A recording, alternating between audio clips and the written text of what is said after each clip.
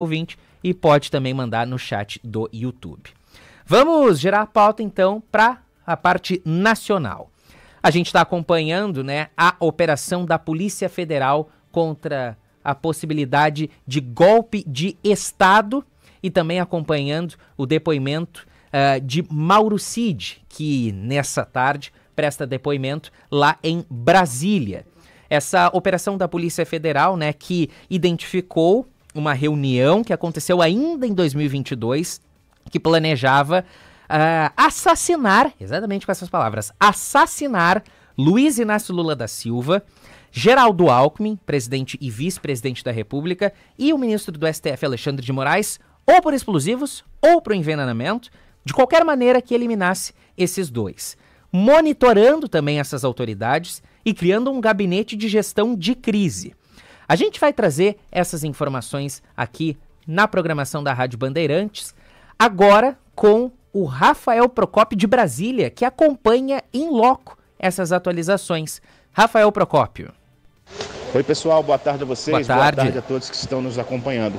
Seguimos aqui na sede da Polícia Federal em Brasília, na expectativa do início do depoimento do Tenente-Coronel Mauro Cid. Até pelo menos às 4h30 da tarde, esse depoimento ainda não tinha começado, mesmo ele estando aqui na sede desde 2 horas da tarde. A gente lembra que ele foi convocado mais uma vez para prestar esclarecimentos por conta de arquivos que foram encontrados, arquivos deletados que foram encontrados, recuperados dos aparelhos digitais de Mauro Cid. Justamente essas informações encontradas, recuperadas, que embasaram essa operação da Polícia Federal que a gente está acompanhando desde cedo, que prendeu preventivamente 4 militares do Exército Brasileiro e um agente da Polícia Federal. Essas 5 pessoas são suspeitas de tentarem colocar em prática um golpe de Estado, um plano de golpe de Estado ao final de 2022, que não só ia contra as instituições democráticas brasileiras, tanto do Judiciário quanto do Poder Executivo, como também existia um plano de acordo com as investigações da Polícia Federal, deste grupo de alguns militares, tanto aqui de Brasília como de outros estados, do Rio de Janeiro e de Goiás, de assassinarem o ministro do STF, Alexandre de Moraes. A gente já sabia de parte desses planos por conta das últimas investigações que mostravam que existia de fato uma intenção de tirar Alexandre de Moraes de Brasília no dia 15 de novembro e atentar contra a vida dele no caminho para Goiânia, mas as novas informações também mostram que esse plano também tinha como alvos o presidente eleito na época, presidente Luiz Inácio Lula da Silva, e o vice-presidente da República, Geraldo Alckmin.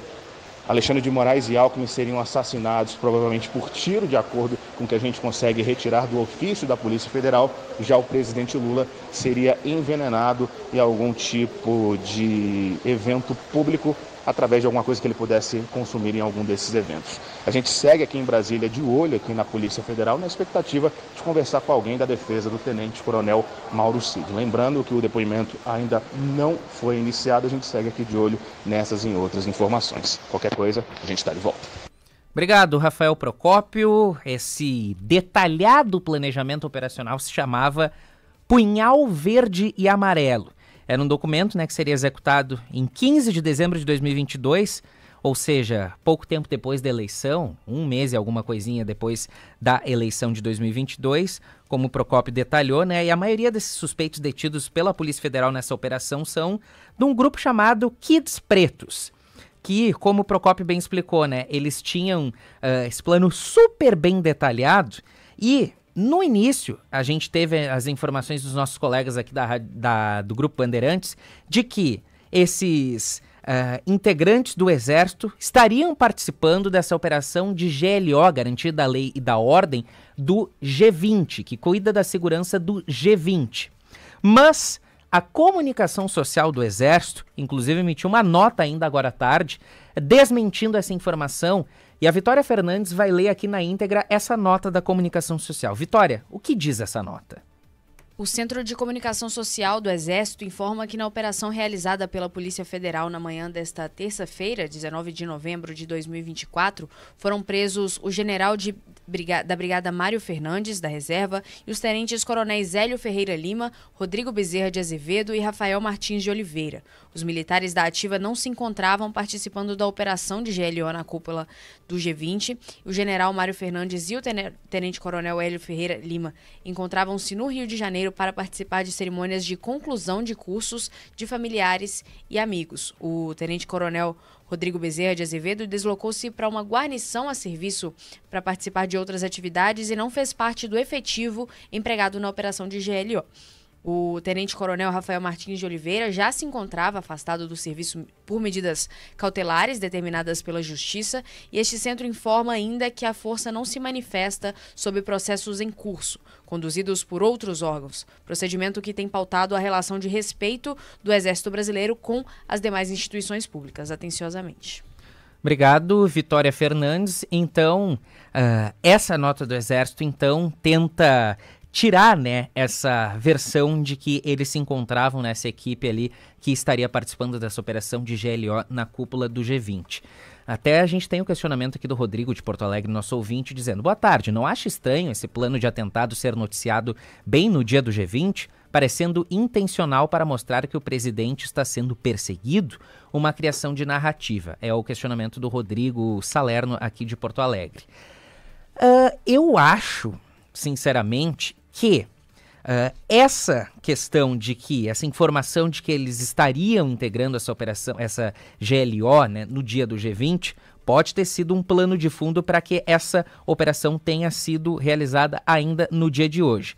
Mas eu não creio nesta questão intencional, nessa narrativa ali de que, nossa, o presidente está sendo perseguido e etc. por esse setor. Não, eu creio mais em uma questão de coincidência mesmo em relação a essas questões. Não consigo enxergar, até porque a gente não tem indícios para dizer de que realmente foi tudo articulado para ser revelado ainda no dia de hoje. Não é possível, eu acho, sinceramente, leviano a gente tentar chegar a qualquer conclusão em cima disso.